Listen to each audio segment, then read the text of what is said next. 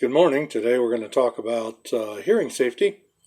Noise is unwanted sound. It can have different effects on you. Psychological effects mean that a noise can startle you or annoy you or disrupt your concentration. Noise can interfere with your communications while you're talking to someone.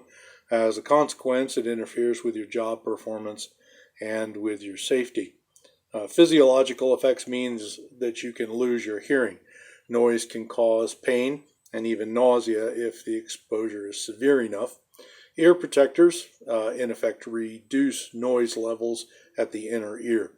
Ear protection is particularly important when noise exposures cannot be controlled adequately by environmental changes.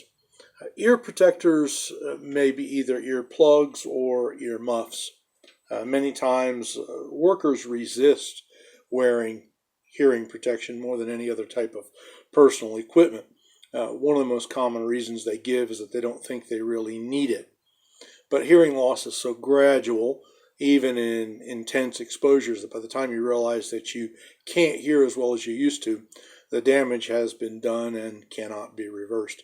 Another common reason that workers give for not wearing hearing protection is that they are uncomfortable. Evidence of this attitude can be found in such practices as springing muffs so they don't seal against the head, or clipping off the inner end of plugs and leaving only the outer end tab to fool the supervisor, and indifferent molding and insertion of the malleable type plug materials.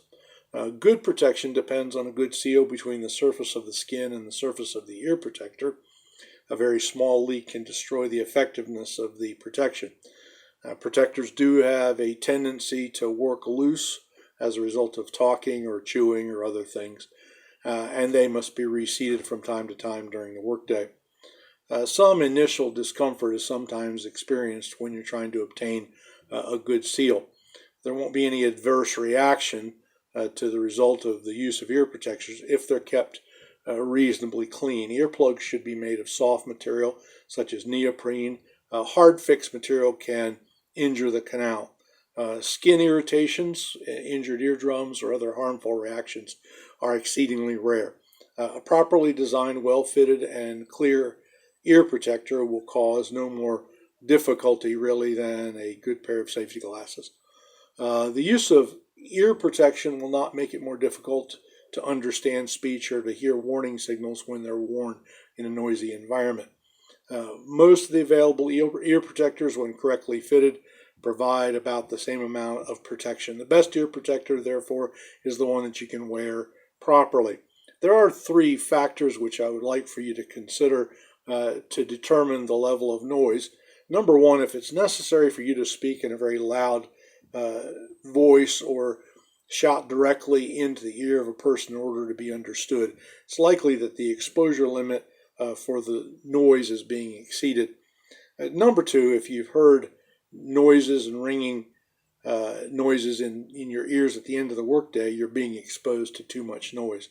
Also, if speech or music sounds muffled to you after you leave work but sounds fairly clear in the morning when you return to work, there's really no doubt that you're being exposed to noise levels that can eventually cause a partial loss of hearing, and that can be permanent. If any of these conditions exist, a safety professional using a sound level meter should measure the noise levels at various work areas. They can determine whether the exposure is great enough to require personal protection. Because we are dealing with iron all the time and a lot of banging and that sort of thing, along with a lot of machinery noise, in most situations, it is most likely that you need adequate hearing protection. Thank you for your time. I hope to talk with you again.